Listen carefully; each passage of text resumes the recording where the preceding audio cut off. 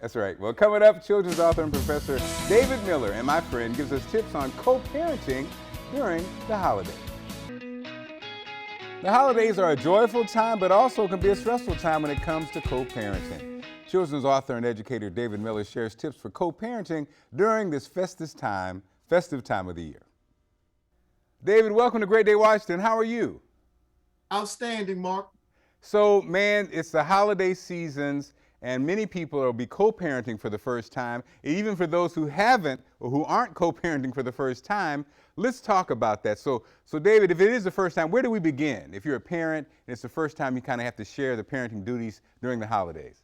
Super important topic, Mark. I think it begins with creating a parenting agreement. Oftentimes, if you have to go to court to mediate many of the conflicts that moms and dads have, a parenting agreement will be arranged.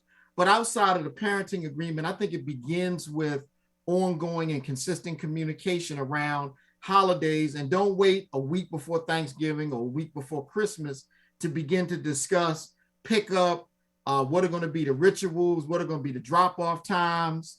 All of those things have to be discussed prior to the holiday, and I think it has to be an ongoing conversation. And so, David, in your experience, a lot of times I think the concern, you have maybe one parent's going to buy more gifts than the other parent, or one parent is talking about the parent to the kid and they don't like it. How do you navigate those types of things? Would that be in that agreement or not necessarily? Well, I think that's the ongoing, consistent communication and respect. Oftentimes, you'll have parents that want to overcompensate in terms of buying, big ticket items, and one parent may not necessarily be able to afford those kinds of things. So I also think that it's important, outside of the court-ordered parenting agreement or the parenting agreement that the parents come up with, to even discuss what are going to be the gifts that are going to be purchased for Christmas, birthdays, and some of the other holidays. I really believe, Mark, and to your listening audience, the key is ongoing communication and mutual respect.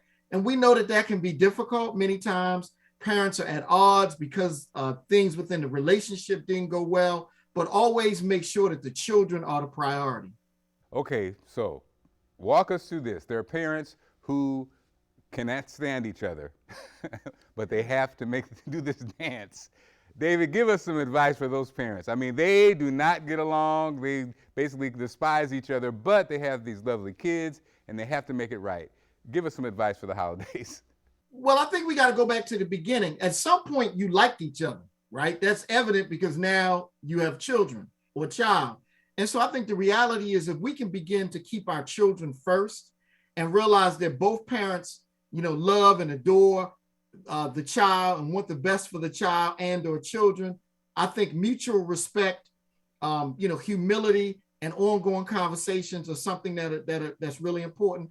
I also find that the use of text messaging can be really appropriate, and even email, because you can also document the conversations that mom and dad have, because the reality is, Mark, some parents just don't get along and will never get along. So even things like sending out text messages as a reminder. Well, 2 weeks from today is Christmas Eve.